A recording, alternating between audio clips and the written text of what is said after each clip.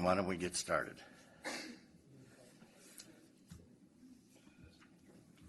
Let's start with introductions. Over here with Mr. Cunningham, please. John Cunningham, Contra Costa County. Ruby Horda, County Connection. Barbara Hawkins, City of San Pablo.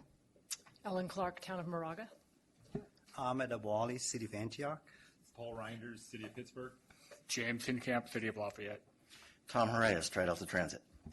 Andy Dillard, Town of Danville. Jerry Fay, Contra Costa County. Steve Kurzvan, City of Brentwood. Heather Ballinger, City of Walnut Creek, representing City County Engineers. Dina Nakal, Caltrans. Eric Hughes, City of Pleasant Hill. And Jeremy LaCurco, City of Walnut Creek, representing Transpac. Brad, why don't we just go around the room while we're there?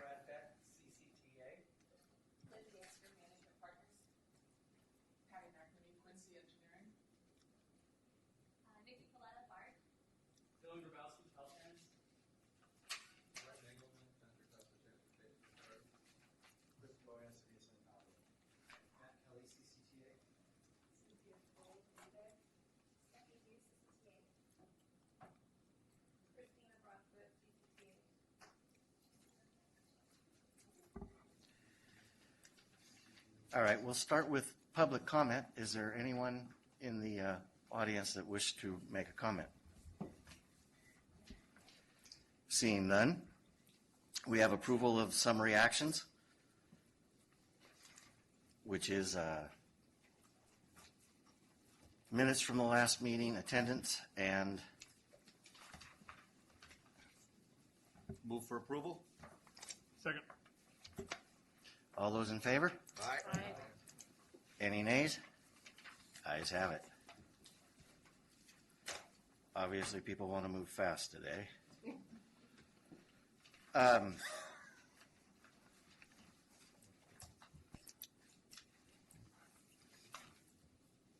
That included peer approval of the peer review, true? It's on the consent calendar? Well, wasn't planning, but.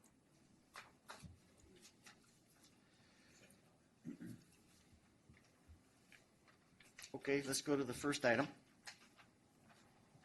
If I can get this thing to work.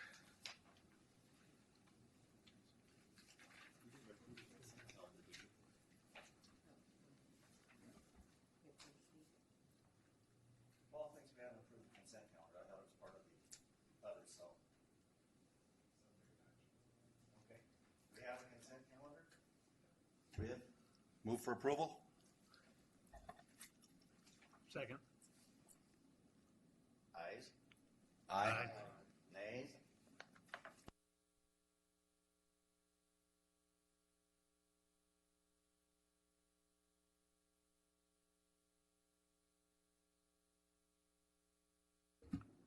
Hi, good morning, afternoon. This item is for information only. Attachments A through C are monitoring reports for STIP, OBAG, and inactive FHWA projects. And just a reminder that requests for authorization for FY16-17 OBAG projects are due November 1st of this year. We have 8 of these projects totaling $15.2 million. I asked that you would continue to send us updates so we can monitor these projects accurately. And also, I just wanted to point out that you have a handout in front of you. Is just an update to the first 2 pages of attachment A for agenda number 2, which is on the consent calendar. We had to update them because some of the deadlines were extended while we were after the packets were done. So it's an update for funding opportunities that are coming up. And on a related note, I sent out an email yesterday about a survey that we're doing for ATP Cycle 3 and OBAG Cycle 2 and Measure J's TLC and PBTF program.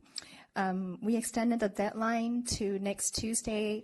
It's a survey to not only select projects to receive some assistance for the ATP Cycle 3 application, but also to help us coordinate the upcoming costs for project for OBAG Cycle 2 and Measure J's TLC PBTF program. So if you can please take a moment to fill out the application for projects that your jurisdiction is thinking about applying for these programs. That will be really helpful for us to coordinate all the calls for projects that are coming up, as well as ATP Cycle 3. Barbara? Stephanie, if we don't get you a project that we later on want to have on the list, does this not make it eligible if we don't include it right now? No, I think we're just gathering information. Of course, if you come up with one after this due date has passed, it's all right, yeah. Thank you. No other questions?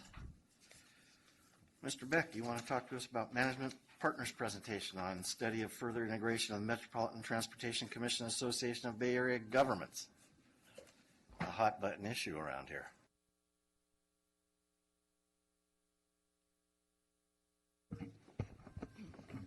Hi, good afternoon, everyone. You probably have all heard that there is a study going on about the integration between functions that are now in either MTC or ABAG. And there's a firm that has been hired to conduct that survey. And this afternoon we have Lynn Dansker, who is with that firm, Management Partners. And she's here to present a bit about the study itself, what its purposes are, and to hear some of your thoughts about the potential integration of some of those functions. So I'll just turn it right over to Lynn. Thank you. Good afternoon, Mr. Chair, and it's good to be back in central Contra Costa County. I actually had the first kind of 12 or 13 years of my former career. I worked for 14 years for the city of Concord, but it's been a while. I left there in 1991, so it's always fun to come back. BART station was not here. Thank you for allowing me some time on your agenda. The purpose of this discussion is really to hear any thoughts and comments that you might have about the current Bay Area land use transportation planning that goes on in the Bay Area, and to talk about the SCS and Plan Bay Area process a little bit. But let me tell you what currently, and we handed out these sheets. This is an information sheet, and if you want more information on the back, we've actually established a website, so you can go there next time you're in front of a computer. But the purpose of our study is to look at a potential functional consolidation of planning between ABAG and MTC, up to and including a potential institutional merger of both agencies. Now, we are on a fairly challenging time schedule, so I think it's fair to say that a merger will not occur between now and June 1st. Even if one was recommended and proposed, you can imagine that there's lots of policy and administrative decisions around that. So I think most of you know that MTC adopted a resolution. We call it Resolution 4210. MTC has been funding the majority, but not all, of ABAG's planning staff for some years, and they propose to take the, not to take, but to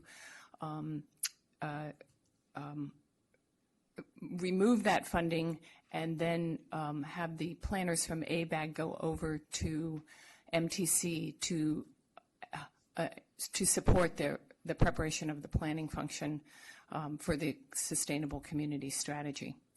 I think it's important to note on the back, everybody knows what SB 375 is. We put this on here because we're obviously doing outreach to a lot of people who may not understand. But when SB 375 was passed, the legislature designated certain statutory responsibilities for ABAG and MTC to prepare the SCS. At the end of the day, it is up to the Metropolitan Planning Organization to adopt the SCS, although in July 2013, both ABAG's Executive Committee and MTC adopted Plan Bay Area. Let me just talk about process for a minute, and then I have a series of questions. And I will be taking notes, but I want you to know that we're doing stakeholder and outreach, and we're really consolidating kind of major themes with no attribution to any group that we have met with, and we're meeting with a lot. First, we prepared a work plan and interviewed all the elected officials on the MTC Planning Committee and the ABAG Administrative Committee, who are our clients in this process. MTC and ABAG are funding this project equally, but our clients are those two committees. In February through April, and we're in the middle of this process right now, we are conducting some stakeholder outreach. We're going to have 3 regional forums, but we're trying to meet with all the CMAs. We're trying to meet with the Bay Area planning directors. We are meeting with all the mayors' conferences in the Bay Area. As you can imagine, this is a pretty heavy lift. We're going to send out an electronic survey to all the elected officials in the Bay Area, including the BART board and AC Transit, who are directly elected transit officials. At the next Friday at the meeting, we're going to talk about alternative models for regional planning and land use transportation planning in California and the other metropolitan areas, and as well some nationally, to help the committee begin to think through this process. And then in March, we're coming back with a proposed set of options or models, but they won't be analyzed at that time to get some direction from the committee. We're also doing financial forecasts for both MTC and ABAG, because we think it's important to understand the impact of this functional consolidation on both agencies. And then in the end of April, we're going to do some analysis and come back to the committee with some recommendations. And then at the end of May, an implementation plan. So you can imagine this is a pretty big topic to do literally in less than 3 months. So we've got an engaged audience, however. So I'm really here to listen to your comments and thoughts, answer any questions you have about this merger study. Mostly I want to hear your thoughts about, if you have any, about the Plan Bay Area process and the Sustainable Communities Strategy, land use and transportation planning. If you've had any thoughts about how well that went in the last round. I know we're in the middle of this round. And how well you think the Bay Area is doing with respect to regional land use and transportation planning.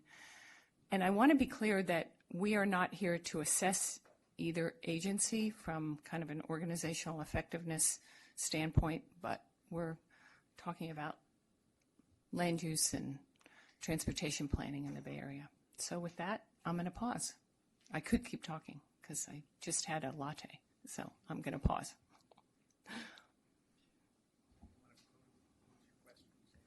Yeah.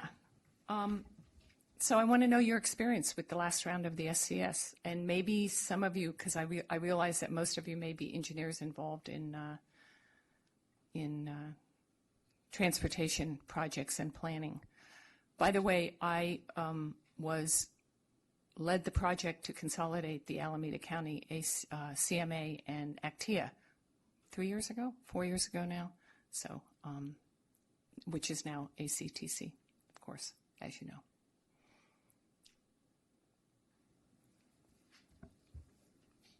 Oh, please. I don't know if this is the kind of question you're expecting, but oftentimes what I've seen are these population projections based on where land use is anticipated to develop or wants to be developed, but it isn't always the area where you're actually seeing that kind of development, and all of a sudden the population numbers are what we are expected to use in terms of where funding and things like that are going to be allowed. And what I've seen, at least in other areas, you can't dictate where people are going to be forced to live and development's forced to happen. And so in air emissions and where transit lines are allowed to be placed because of the projected locations of the populations based on where there's open area. So I think that it's important to understand that we're not here to solve not to solve, but I understand what you're saying and your concerns. We are not tasked with talking about Plan Bay Area or the Sustainable Community Strategy, and I hate to turn a question back on you with respect to a comment, but I guess I would ask you if that is, I'm not a planner and ABAG is here, but, and we could go into that, but do you think that the way that regional planning is done in the Bay Area results in that, I guess? And that's not a test question, it's just a thought. I'm trying to get at the kind of the structural, does that make sense?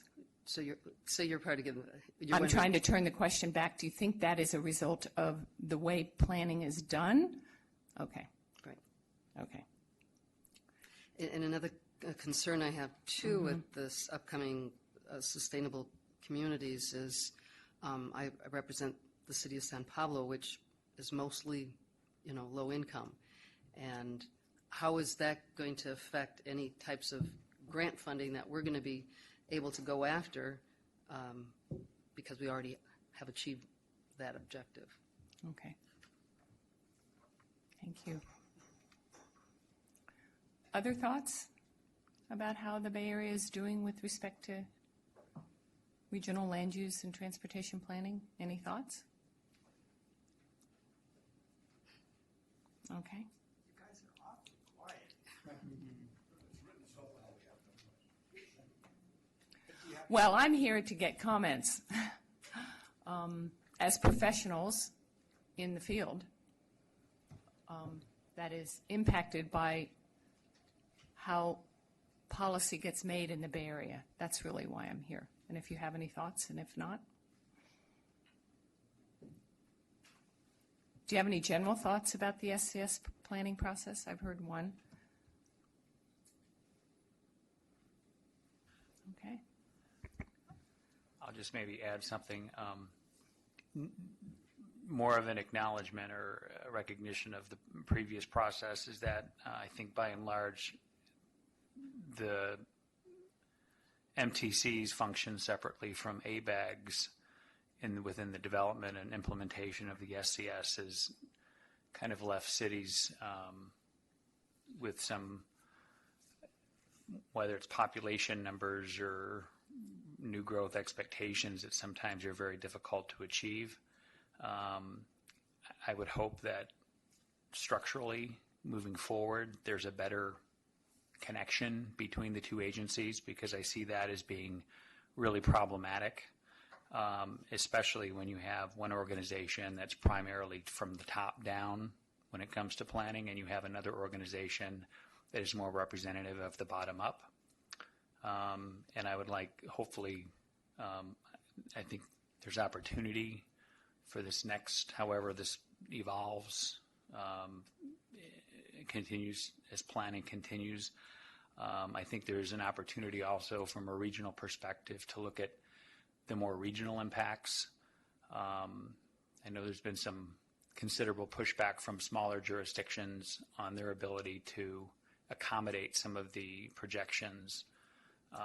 And I think, that being said, I think, coming up with a plan that really kind of tackles the regional component versus trying to get down to the very micro local component, I think maybe a role that is considered. I don't know really what the function of this new group, if they're merged, what it's going to mean or how they're going to function. I think that's going to be important because we've just, up to this point, we've had MTC with one set of policies and ABAG with a different set of objectives, and then we have other agencies like BACMed and everything else that all kind of function separately, and so ideally there would be an opportunity for some collaboration. That's more of just a general observation, more than it is a specific comment, but. Understood. I do have one last question, if I may, which kind of goes to your comment a bit. Clearly, the Bay Area has major issues, and now sea level rise and housing displacement. going on in the Bay Area. I'm wondering how the region should, if you have any thoughts or comments on how the region should address those issues from a regional governance model. And if there were a new regional governance model, what concerns might you have if there was one? Any thoughts about that? Not asking you to come up with a governance model, but just any thoughts about that. We're taking input from all quarters. Certainly, if there is a new governance model for the Bay Area, that will have a process in and of itself, should there be one. I would say that one concern or in the restructure or new structure is that smaller cities, suburban communities seem to not be particularly well represented on the particularly on the MTC side. There's definitely a predominance of representation for Oakland and San Francisco and the largest metropolitan regions of the county, or areas of the region. And I think that going forward, that's a concern for. I mean, I come from a small city, Moraga, where we feel fairly remote from the process because our voice is quite small, and the more that the dialogue and decisions is governed by the largest cities and entities in the region, the harder it is for cities like mine to feel like they have a voice in the process and for our concerns to be addressed. And as that trickles down, obviously, secondarily to funding and to decisions that are made about how funds are prioritized, I'm not sure that there's a lot of equity in that, or there's a risk of lack of equity going forward. Okay. Other thoughts about a new regional governance model?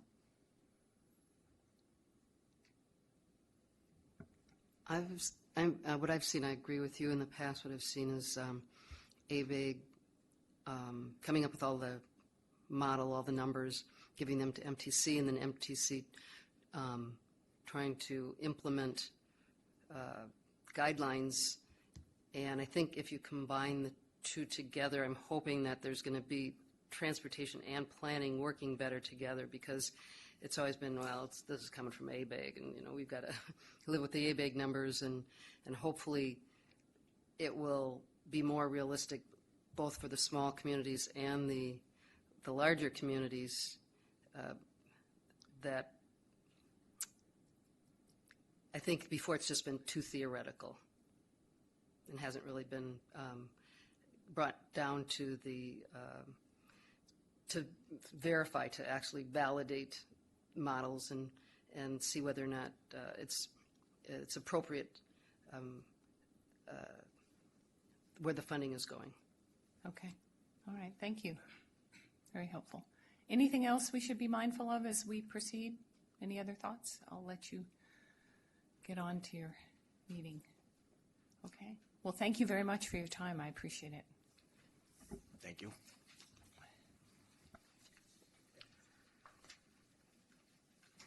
Next up on our agenda, Mr. Kelly wants to talk to us about the new CEQA guidelines, our revised CEQA guidelines.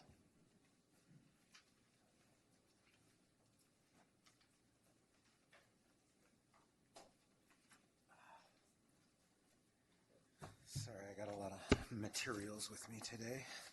Thank you, Chair Hurray, members of the TCC. I am here to discuss everybody's favorite topic, Senate Bill 743, and its impact on the authority's business, specifically the countywide plan and the action plans. But first, I'm going to start off with a little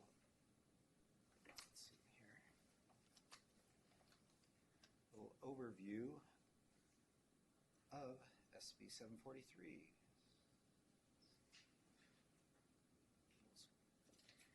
Here we go. So, Senate Bill 743, just up front, I've been going to a lot of meetings with Governor's Office of Planning and Research staff, and they've put together a lot of materials, so this presentation is a lot of their slides and a few that I kind of threw in just to give it more of a local spin. But I'll give you a little background and then focus on some changes that have come out just in the last month regarding implementation of SB 743. So a little bit of background in case you've been trapped in a concrete bunker for the last year and a half or so. Senate Bill 743 was adopted almost 2.5 years ago, fall of 2013. The meat of it was to shift the focus of transportation impacts under CEQA away from vehicle delay, which, as you all know, is level of service. There's others, but level of service is the main metric that deals with vehicle delay. And it was primarily intended for transit priority areas like the neighborhood we're sitting in right now, but it was left open to be applicable statewide. 743 directed OPR staff to amend the CEQA guidelines with a new metric that would replace vehicle delay or level of service. A preliminary evaluation was issued back in December 2013 that just kind of discussed what possible metrics could replace VMT level of service, and VMT was identified then, and then in August of 2014 they released a discussion draft of the new CEQA guidelines, and it was solidified that VMT would be the new metric. They discussed different possibilities, whether it's VMT per capita, VMT per employee, all different types of ways to apply VMT. And also in that discussion draft, they did recommend the applicability of the rules statewide, whether you're in a TPA or not. 200 public comments were received during that comment period that went until November 2014. They've been spending the last year plus incorporating those comments, and there was about a year or so of silence out of OPR. Then on January 20th, a couple weeks ago, they released a revised update to the CEQA guidelines, and so that is now out for comment. So I'll just go through some of the highlights of this document. It reinforces the use of VMT in transportation impact analysis. Nothing changed there. Wasn't expected to. It provides recommendations for the lead agencies to develop thresholds of significance, whether it's for a commercial or residential development or a transportation project.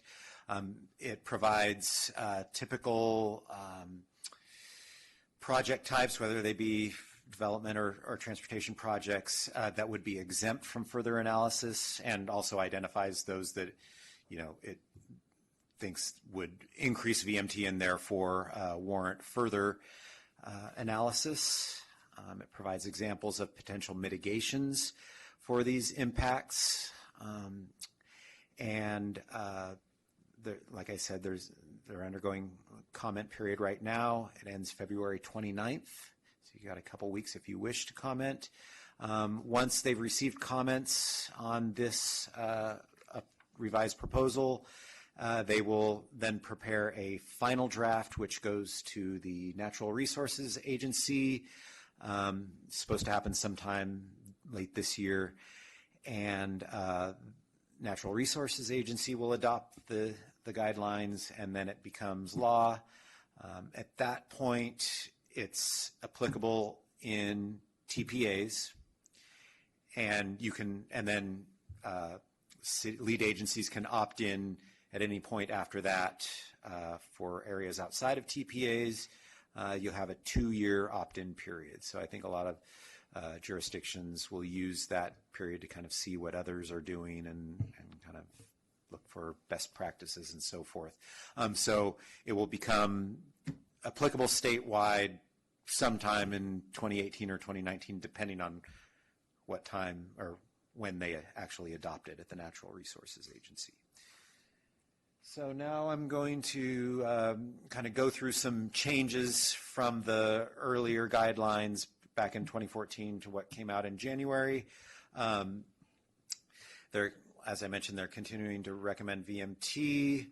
They're developing screening maps for different types of land use developments. And basically, the map that OPR prepared there on the right is Fresno County.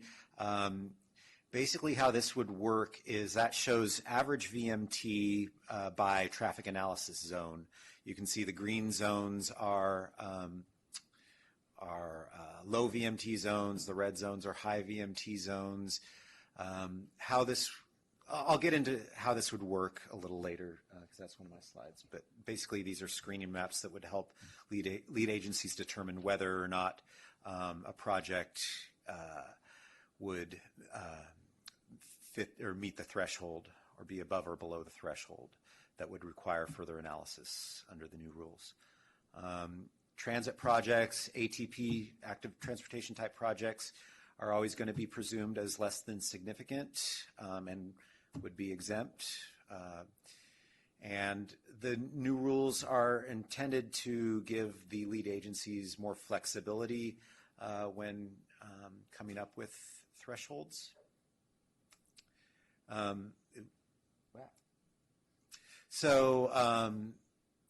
One big change is that the guidelines now, the guidelines just contain the law.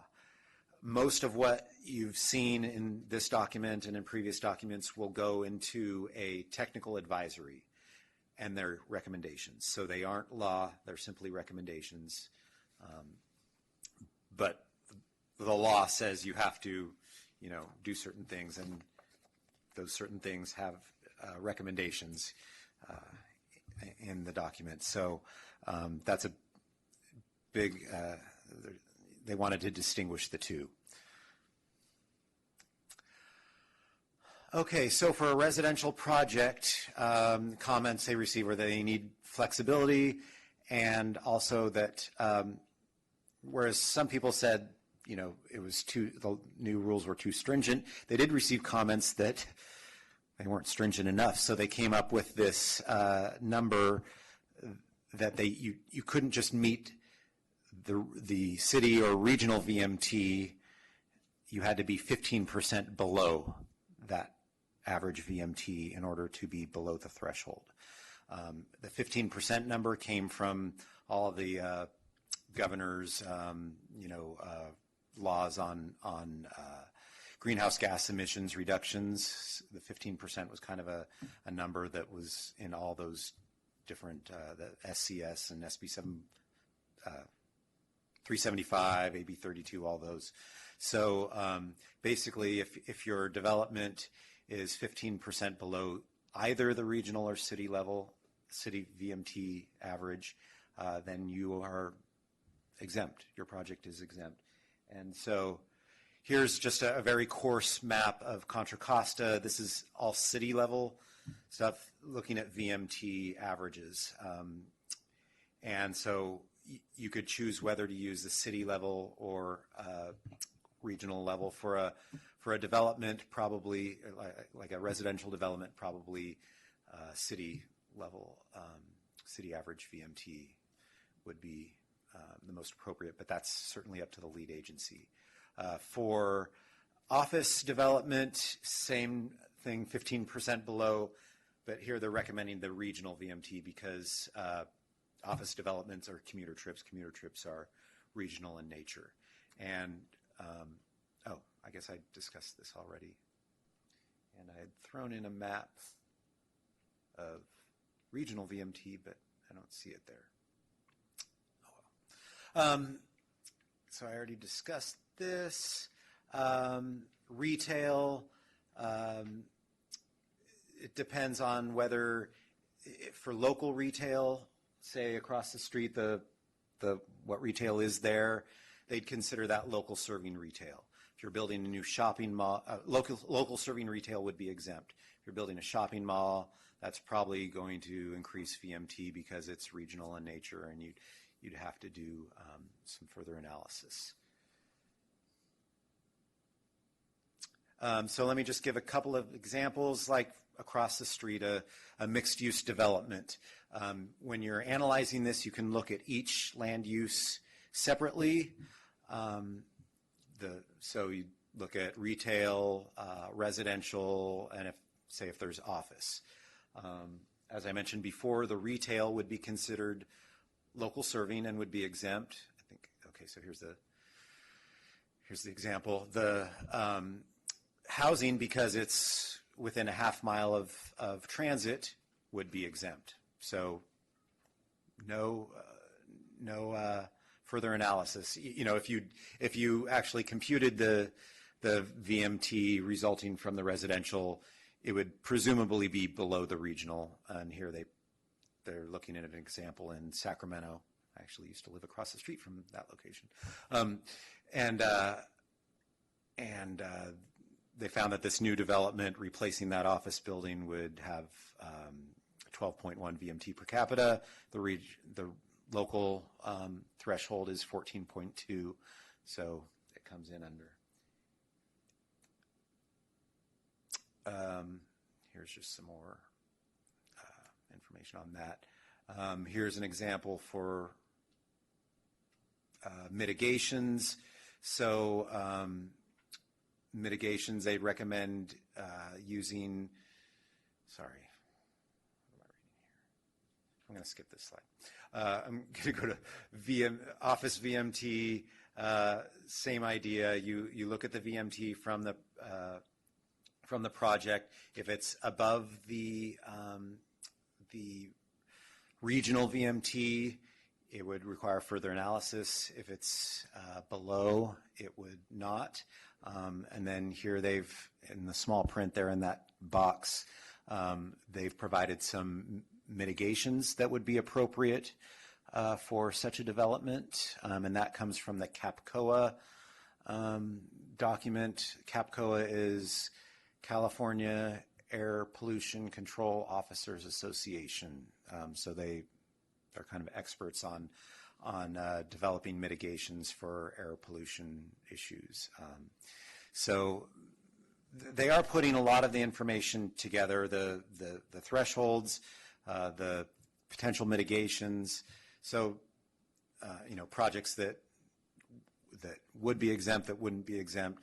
So a lot of the information is there, but it's always going to be up to the lead agency to determine which mitigations, which thresholds they feel are applicable to their community. So now we get to transportation projects.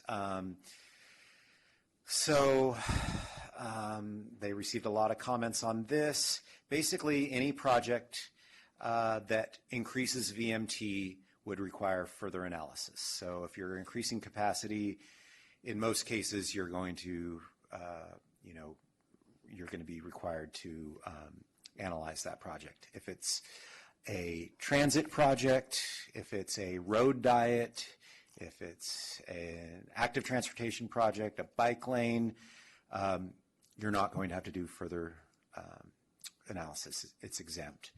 And the guidelines have an actually quite extensive list of the types of projects, transportation projects, that would and wouldn't require further analysis. So I recommend looking at that list because they've been pretty exhaustive on the types of projects that would and wouldn't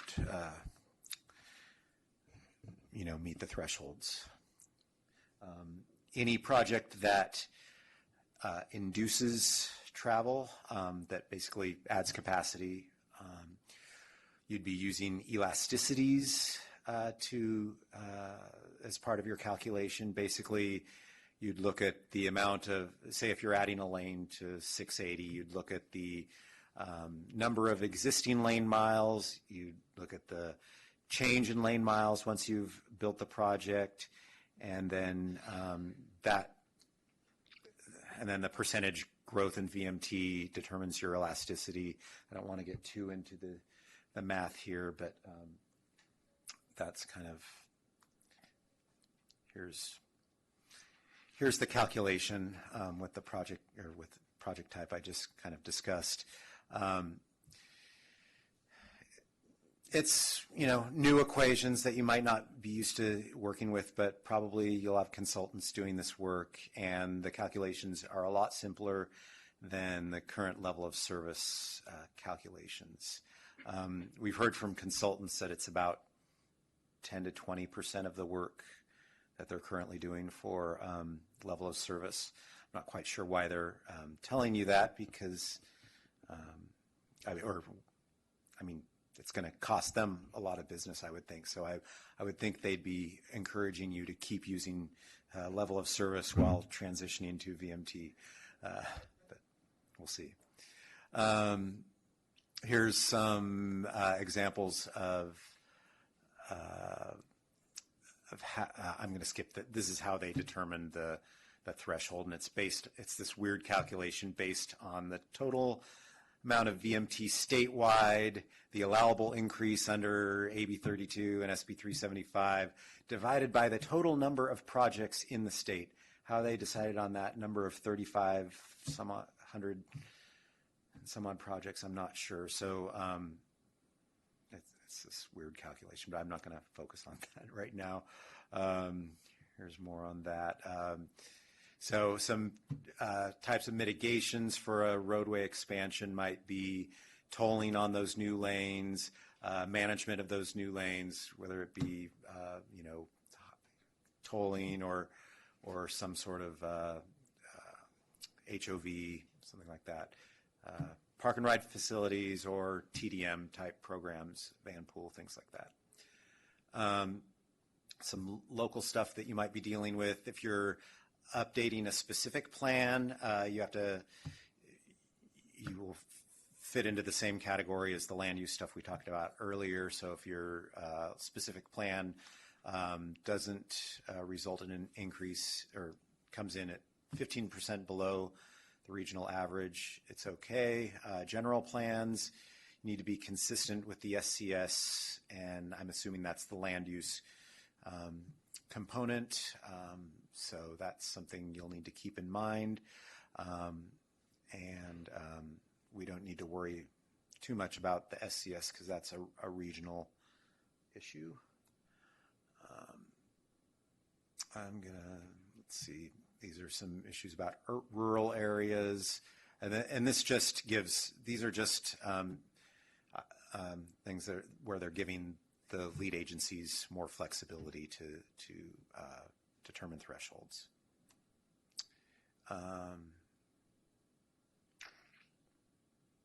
Safety is a big issue. They're not adding any new safety rules, but they're providing more recommendations for analyzing safety under CEQA. And they're really big on speeds. Higher speeds equals less safety. I'm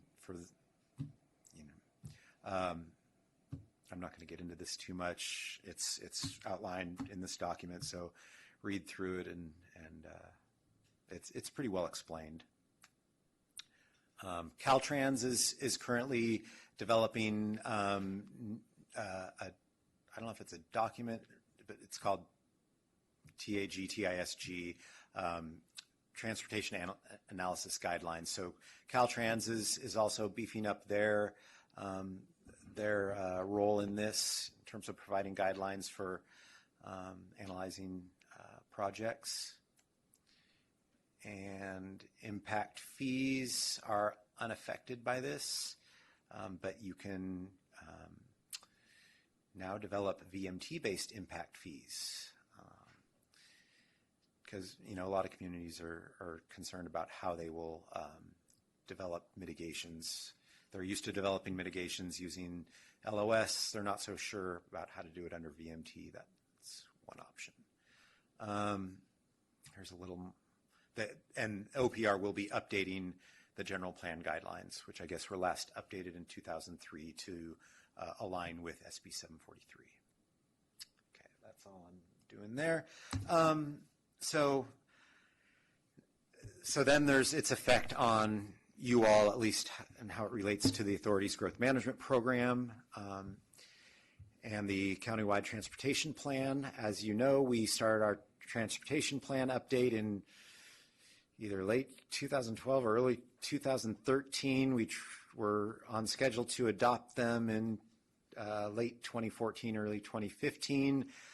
Things kind of got sidetracked because of the transportation expenditure plan and have now been put on hold or to allow for the development of the expenditure plan. And SB 743 was one of the rationale used to set aside the countywide plan because the action plans as they currently stand as left in late 2014 do not align with Senate Bill 743. Most of the MTSOs in the action plan, I would say about 95% of them are vehicle delay based. Most of them are LOS, mostly intersection LOS, some freeway LOS, freeway delay indices, side street signal cycle length, things like that. And so what we've decided to do while the countywide plan is being held up is go back out to the RTPCs and just kind of have a similar discussion as today. This is what's new in SB 743. Are you interested in revisiting the action plan MTSOs and coming up with something that's more VMT centric or at least not based on automobile delay?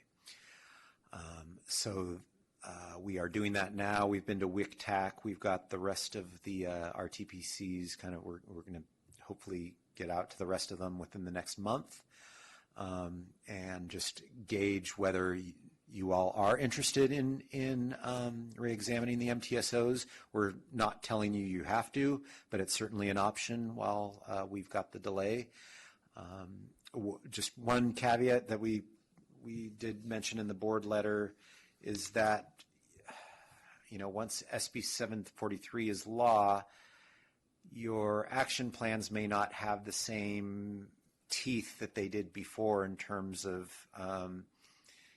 protecting your routes of regional significance, because the MTSOs will not be as defensible as they once were. So, if LOS is your MTSO, it's kind of like, well, it was nice prior to 2016, but now it's no longer something that if it becomes a CEQA case that is applicable. So that's just one caution we have moving forward, and one potential reason for revisiting those MTSOs. So that's where we're at today. As I mentioned, we'll be going to the RTPCs to discuss this. You can comment on your own directly to OPR on the guidelines. As I mentioned, they will probably become law before the end of the year, and within 2 years, you will all be dealing with them in your CEQA projects. So sorry, I meant to keep that a little shorter, but there's a lot to talk about. So I'll take any questions you might have. Yeah, Matt, thanks. A couple quick questions. You mentioned, what was that? Within a half mile of transit. What kind of transit are we talking about? Are we talking about light rail or a transit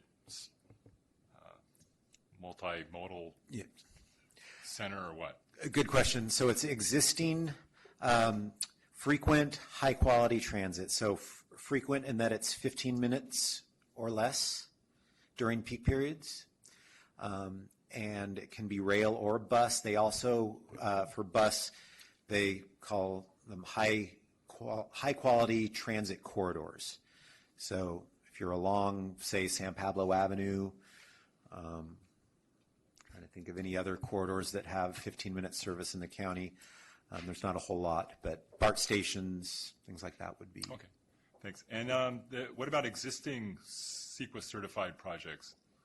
I believe everything is grandfathered in. It would Okay. basically be, if you file your notice after the adoption of The 743. upcoming guidelines. Okay.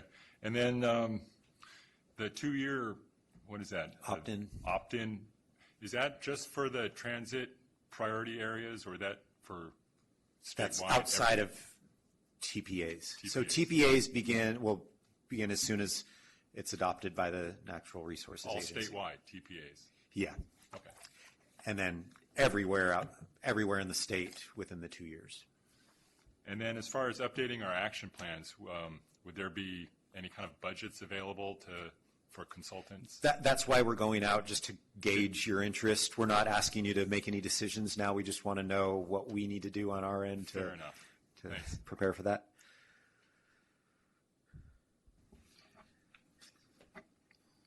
Matt, I'm going to express, as I have before, some of my concerns with this. And, it seems to be more of a air emissions measurement with the criteria based on looking for alternative transportation than it is a safety measurement.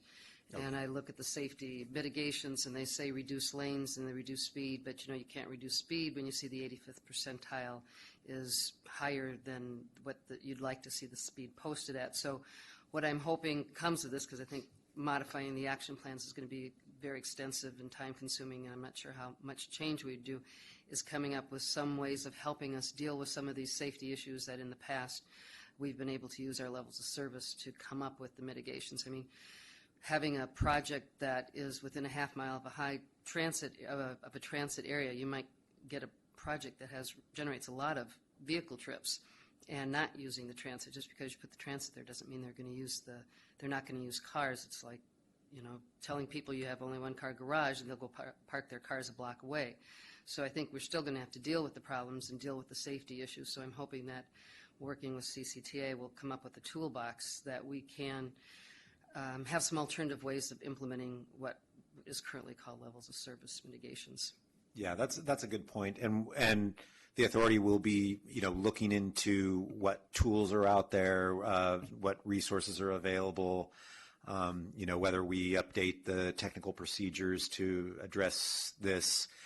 We'll be getting to that. We aren't going to, I don't know how much, we won't update the procedures until, things are adopted, things like that. So we won't jump the gun on that.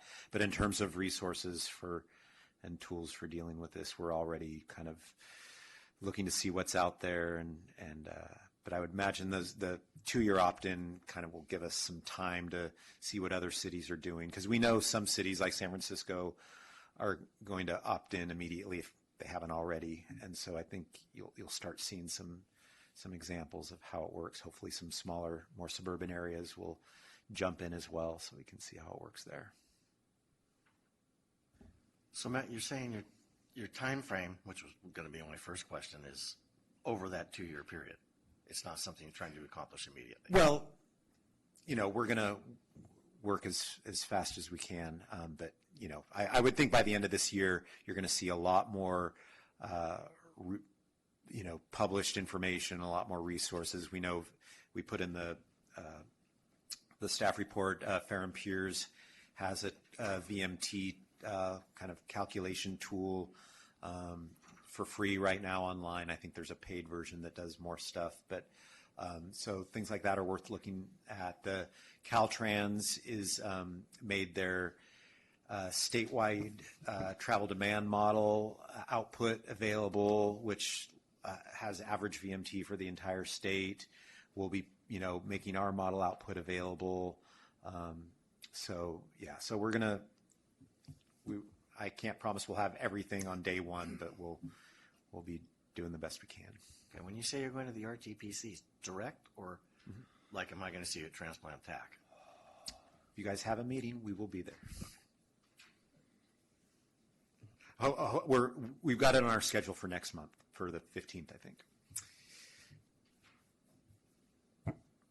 Other questions? Oh, sorry, John. No problem. So we can keep the level service in our local plans, action plans. The state's not affecting that. In your meetings at the state and the discussions you've been involved in, have there been any consideration of the potential interplay or dynamic between VMT and LOS? So I'm looking at it from I guess, a project development perspective. If we have an applicant come in and we say, okay, you're going to analyze and mitigate for VMT, then you're also going to analyze and mitigate for level of service. In theory, the mitigation from VMT could actually reduce the LOS impacts. And on the other side, if you mitigate from LOS, remove a bottleneck, blow out an intersection, you could increase VMT. And then I think in a related, I think it's related, if I was an applicant and I said, wait a minute, I have to analyze and mitigate for VMT and LOS, it's the same impact, but it's a different metric. And so I guess, has that been discussed at all? Actually, it hasn't.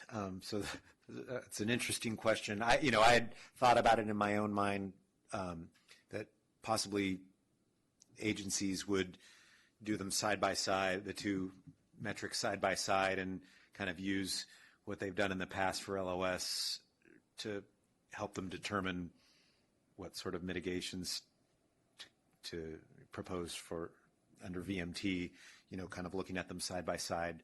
I'm not sure that that'll work in every case, but I was thinking if people do that for a year or two and kind of come up with a feel for what types of mitigations that they got out of LOS, they can now apply to VMT. But that's a good question, and it hasn't come up surprisingly, because every other question under the planet has come up. But that's something we're going to have to see. But I have a feeling most people are going to do both, at least for a while. That's something we can discuss more in the future. Okay, Matt, thank you. Okay, I have one question, if I may. Sorry, it came in at the last minute. Do you know if OPR is planning on having training modules when the law becomes effective as this opt-in period occurs? Because it's one thing to rely on the documents they produce, but whether there'll be regional workshops Right. available. So they've been doing, actually there's an online public meeting going on as we speak in LA, and they're doing one on Monday at 10 a.m. in Sacramento, and it's online. So I encourage people to check that out. They have not indicated whether they would be doing any training. I will, however, plug Berkeley Institute of Transportation Studies, Berkeley ITS. I did take a class from them just about 2 or 3 weeks ago called Multimodal Impact Analysis, and it focused on SB 743 and kind of, we worked through calculations, we did elasticities, we did VMT calculations for all the different types of projects. So that is a worthwhile class, costs money, but OPR is pretty small. They're very small staff, so I doubt that they'll be doing it themselves. And whether they'll be doing any more outreach once the guidelines are adopted, I don't think they probably will. So I'd look for other resources for that, including CCTA, but check out Berkeley ITS, their tech transfer classes. They are offering a few that deal with this. Through the chair. Yeah, there was actually a webinar last week OPR had on this. Yeah, oh, you attended, yeah. I listened to it. That was a good one. I think that one was a webinar. I don't know what they called it, but it was a webinar. The ones that are going on today and Monday are considered public meetings or public hearings. So I don't know if they'll be the same or not, but it's worthwhile to get their perspective and hear what kinds of questions are being asked from around the state.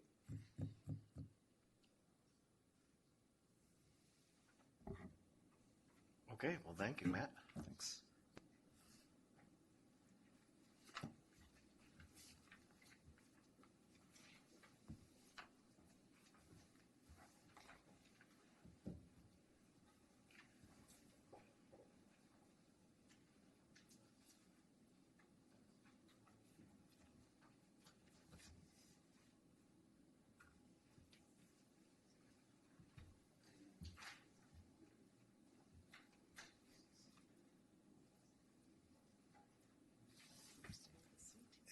And I'd like to introduce Cynthia Kroll from ABAG, and she is going to discuss the preliminary forecast for Plan Bay Area 2040. Is that what they're calling it? Yes, I'm only giving you numbers at the regional level. Yes. So I'll turn it over to Cynthia, and we'll get our first look at the forecast.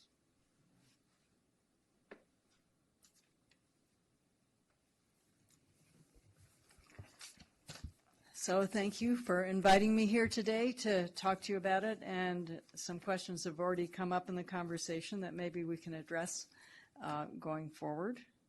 Let's see if I can do this. So I want to give you a summary of what we call the final regional forecast.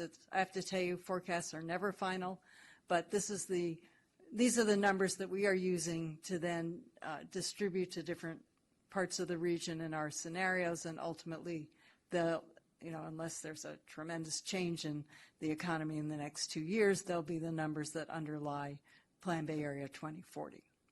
I'll say a little bit about what are some of the unique things about Contra Costa County that we'll look at, and I will talk about the schedule for coming up with numbers that relate specifically to your jurisdictions. So, as I said, forecasts are never done, and that's because they're very hard to do well. You only are looking back at what happened before to figure out what's going to happen going forward. What we've tried to do in this regional forecast is to start with realistic economic expectations for the region. And then we really combine them with our understanding of what is required by SB 375. So they, to some extent, are dependent on some aspirational policy goals in terms of housing production. If we are unable to produce the housing that we're forecasting, or that we're projecting, it's not clear that we really will produce all the jobs we're projecting without any growth in the in-commute. So a couple of other things. One is that this is not the right forecast. There is no right forecast. Our aim is to come up with a set of numbers that are useful for discussion and for planning purposes. And because of that, they're frequently revised, and you can see that in this chart. This chart gives you much too much information because it's basically all the basic information that you might want about the forecast. The blue bars are the where we've been. That's looking through that rear window. So the dark blue bar is the 2010 level of employment, population, households, and housing. These numbers are all in millions. The light blue bar is our estimate of where we were at the end of 2015. The red bar is what the projections were for projections 2013, the numbers that were used for the original Plan Bay Area. And then since the staff report had put the preliminary numbers in and compared them to the final ones, I put them both up here as well. So you can see our final forecast numbers are a little bit higher than what we used 2 or 3 years ago. Although I have to tell you, they're not as high as what the person who produced those numbers is now using. But we've gone up by a couple of 100,000 in terms of the growth in employment and in population. Our household numbers have gone up by about 100,000, and similarly with our housing numbers. The main thing to notice in that square in the corner is that half of our employment growth has already happened. Between half of the employment growth that we're projecting from 2010 to 2015 has already happened, and that's because we've had this very strong period of first recovery and then expansion. We expect there to be some adjustments to that over the next 5 years, and then because these long-term forecasts don't put in cycles, it will look slower than the growth that we've had in the last 5 years. Population is happening much more gradually, much more steadily. We've had a growth of about 500,000 in the last 5 years, and we're expecting another 1.9 million over the next 25 years. Households have we've had a somewhat smaller share of our household growth, about 90,000.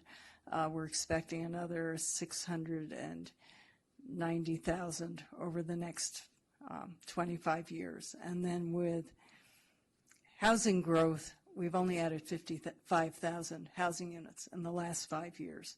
So we have a bigger backlog in housing to talk about. So I have basically one slide for each of these areas that we're looking at: employment, population, and households. So this one shows you what kind of employment growth we're really looking at. Over the past 5 years, it's been primarily in the information, the professional, and the health and education sectors, in construction as well, at a smaller level, and that's kind of what we expect to see going forward as well, with most of the growth, again, in these professional services and health areas, and with some increase in construction as well, if indeed we build all the housing we say we're going to be building. In terms of population growth, actually I have 2 slides on that. This one shows you that growth is not equal among all age groups in the region, and that while the growth overall is fairly steady from one 5-year period to the next, if you look at the last decade and the kind of growth that we had in the last decade and compare it to what we're having now, in the last decade, most of the growth was among the working age population, 25 to 64. And that was like 56% of the total growth in that period. About 30% was in the group 65 to 74. So that accounted for almost all of the population growth. When you look going forward, the population 65 and over, so we've split that into 3 different age categories, is accounting for more than half of the total population growth. And that has implications for the number of households, the type of households, and the kinds of jobs that are growing as well. We do see working age population growth also because as our existing labor force ages, we have to replace some of that in order to fill those 670,000 jobs that we still expect to happen in our different industries. So this, of course, affects what the growth in households will look like. And I don't know if you can really tell from this chart, but we see a real acceleration, not a huge one, but an acceleration in household growth after 2020 compared to what happens from 2015 to 2020. And part of what's going on over that last 20 years of the forecast is that more and more of the net increase in households is in households age 65 and over. And those tend to be smaller households. So we have a bigger number of households because they're headed by this older population. So this next forecast, although I don't have a comparison with our projections 2013 forecast, but this is actually one of the bigger changes in our forecast compared to what we had in projections 2013. And the good news is that it's not just a low-income story. And in 2013, the projections were much more heavily balanced towards the lowest income population. So we're going to we're projecting faster growth in the higher income population than in the lowest income population. But those 2 segments of households will be growing faster than the middle income group. So we still are seeing increasing bifurcation of the population to low and high income households. And again, this has important implications for the kinds of housing that different jurisdictions will be needing to think about building. In terms of housing units, we were able to pick our methodology and go ahead and predict employment, population, and households, but when it came to housing units, we're also tied by the requirements of the legal settlement between ABAG, MTC, and the Building Industry Association. And that legal settlement, we agreed to plan for enough housing units to include those housing units that would be occupied where the increase in those that we estimate will be incommuting into the region actually be living in the region. I mean, we couldn't agree to just have no higher levels of incommuting in the region.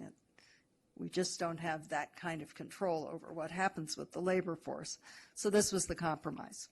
So in terms of the effect on the total household numbers, you can see these different, or housing numbers, you can see these different components of housing units. They're the existing housing units, or a net number of, that starts with the existing number in 2010.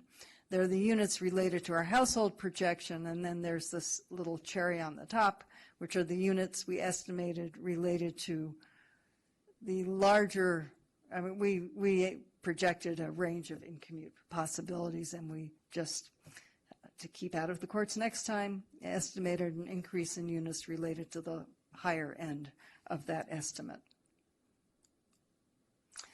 So this next chart also is looking at housing units. It's looking at average annual rates of net addition of housing units to the region, and we do it by different time periods. So in the 70s, we were adding more than 40,000 units a year. In 2010 to 2015, we were adding a little bit over 10,000 units a year. Looking forward, you can see we kind of have some breathing room over this next 5-year period when we think employment growth will be a little slower, but nevertheless we need to add substantially more housing units per year than we did in that recovery period after the Great Recession.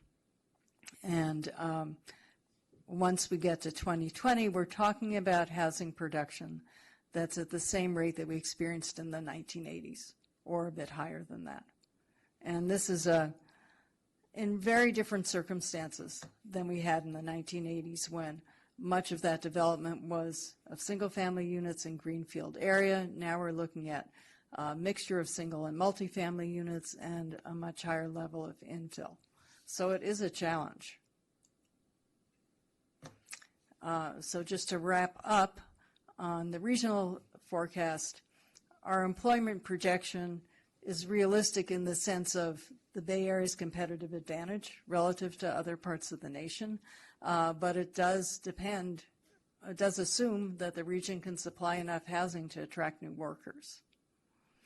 The household projection is actually, relative to this employment projection and the population projection, is conservative in terms of the household size assumptions that we used.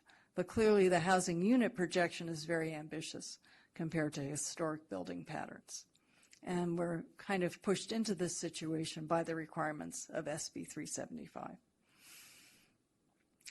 But I want to emphasize that these projections are not the plan, and they only become a plan when there's a lot of interaction with the local jurisdictions over how the growth can be accommodated. So if you want to take a few more minutes, I can say a little bit about some of the things in Contra Costa County that make it unique and that will influence how growth is distributed. One of them is that it's a highly diverse setting. You have very urban areas, you have suburban areas, you have rural areas. You, of course, know this, but I'm just trying to give you a sense of how we frame it. You have lower priced housing relative to the average for the region, and also lower household incomes, and household incomes that have been growing more slowly than in many other parts of the region. And then you also have this broad range of economic clusters across different locations within the county. So I have a chart on that. So Contra Costa County, relative to the Bay Area, has fewer manufacturing jobs because there's such a large concentration of those jobs in the South Bay. It has more retail jobs, and other than that, it doesn't look that different than the rest of the region. It also has more financial jobs. When we look at Concord, it has a bigger share of jobs in the financial sector with all those bank back offices, and it has a bigger retail sector. And again, other than that, doesn't look that different than the rest of the Bay Area. I guess I should mention that Contra Costa also has a higher level of construction employment. Even in 2010, was building more than many other parts of the region, or it was providing the workers who were building throughout the region. So then you get to Richmond on the Bayshore side, very heavily manufacturing and much more heavily government than the rest of the these are the four biggest cities in the county. San Ramon, in contrast, has a high share of professional, financial, and a very high share of information jobs relative to the rest of the region.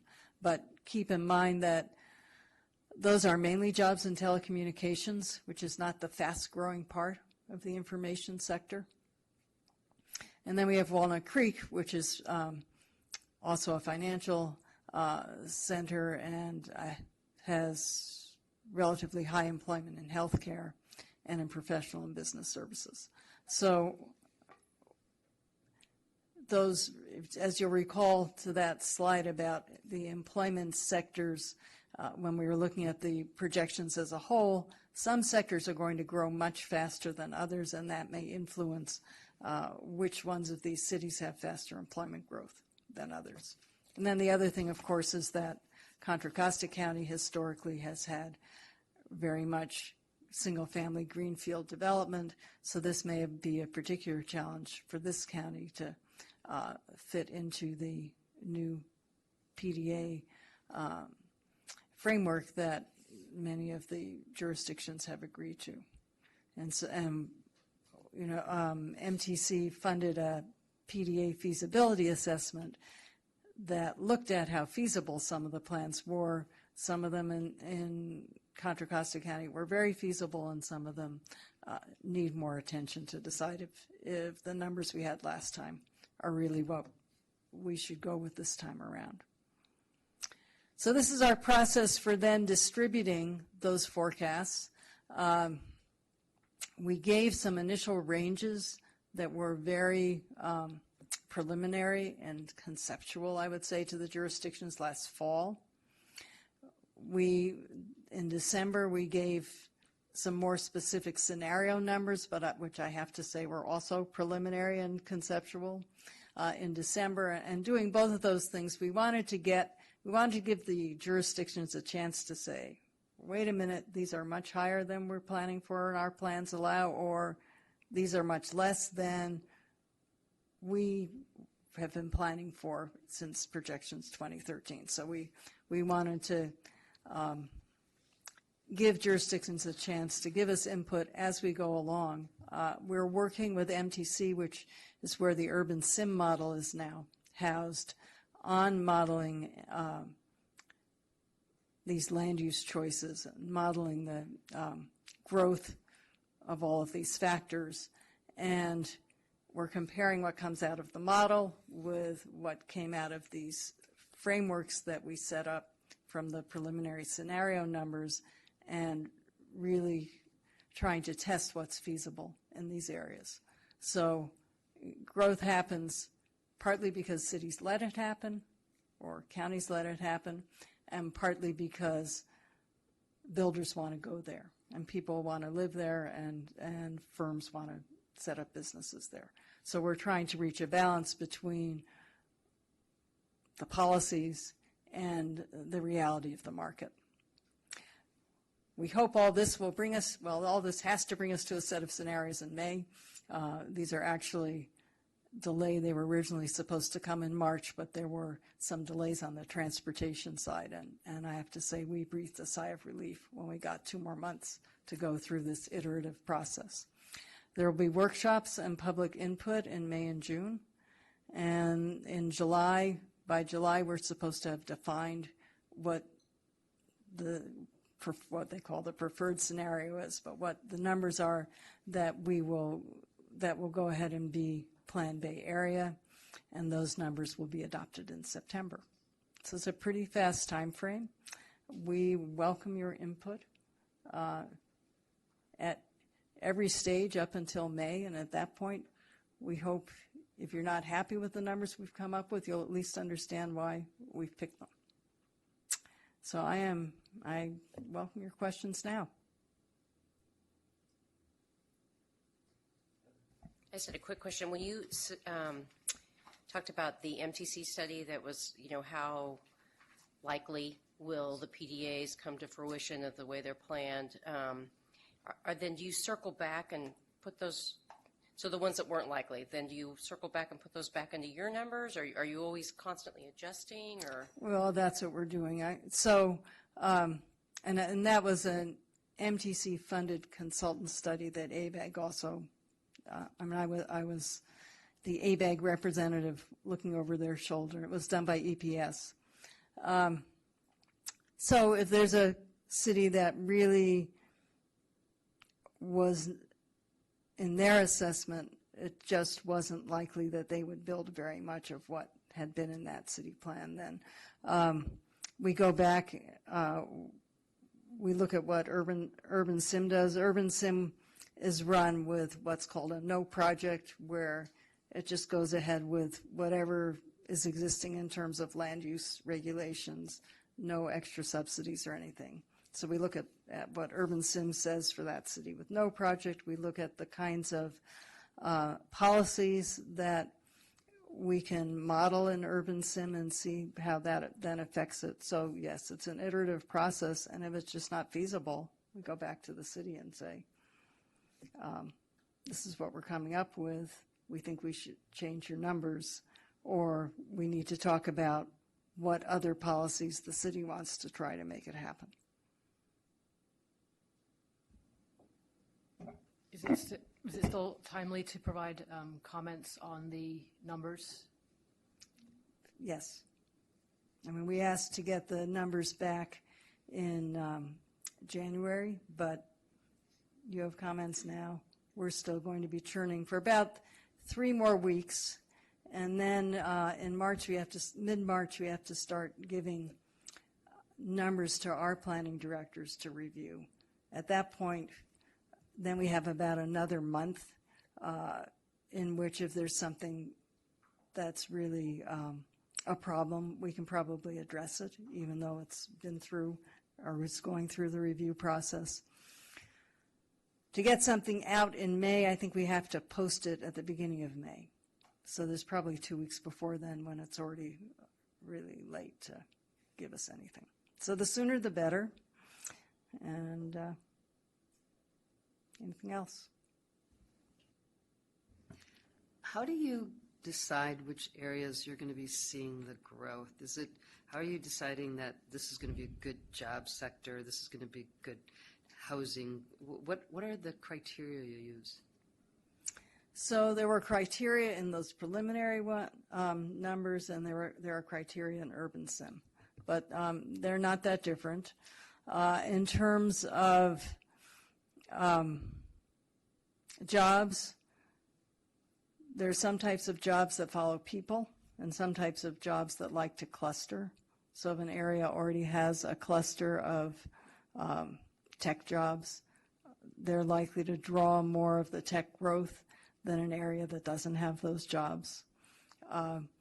If an area is getting a lot of housing growth, they're likely to draw more of the retail jobs than an area that isn't seeing much growth in population. On the household size, it's a combination of what the cities are zoned for and what the prices are. So if an area is, the market has shown that it's an area that people want to live, there will be, that will be a stronger draw than an area that has lots of housing available, lots of land available for housing, but where the household or the prices are low and vacancies high. But it's, these are MTC, Urban Sim does this down to the parcel level. At the parcel level, I'm sure it's totally inaccurate. MTC needs it at the traffic analysis zone level, So these are really detailed levels to try and forecast that.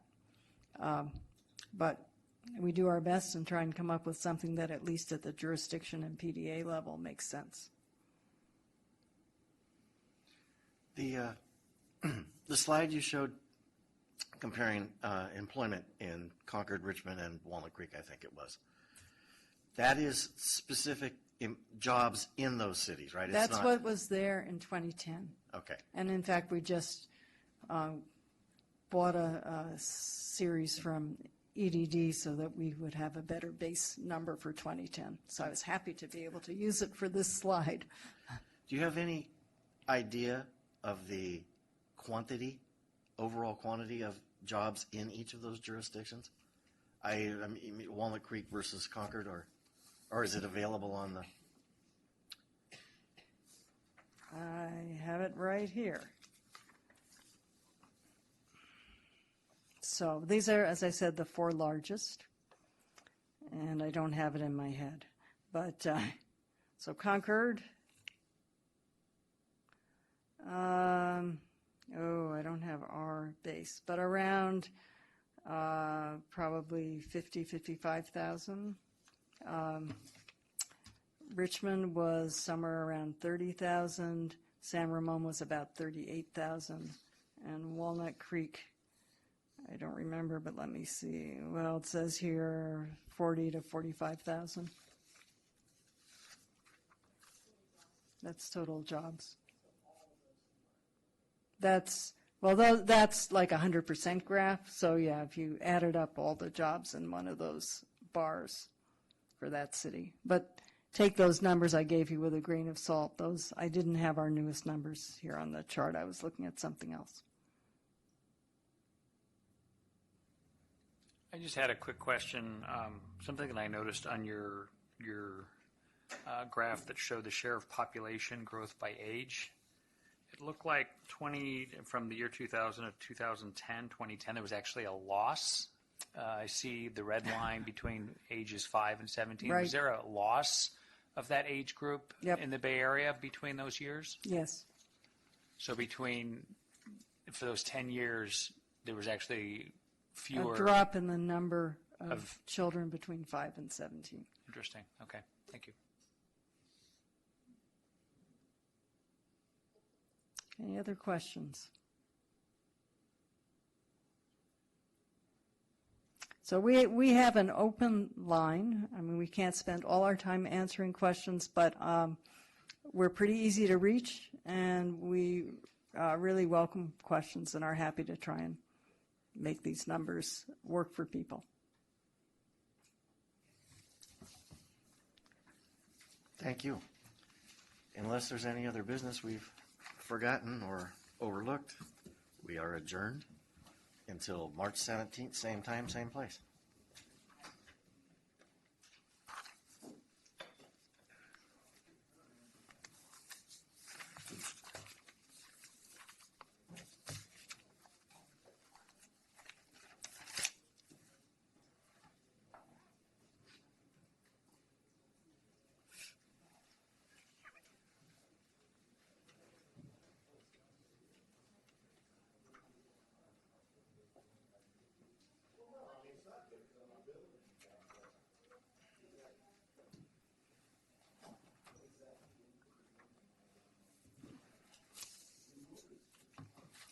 Thank you, Cynthia.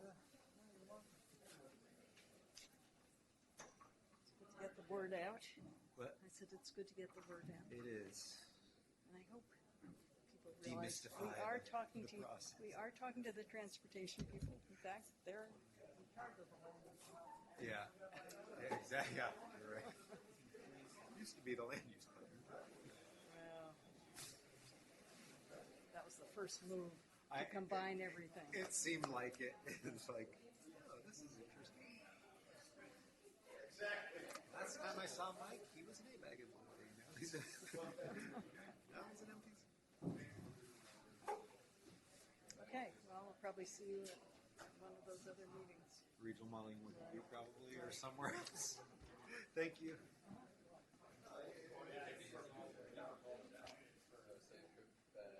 was like the longest meeting.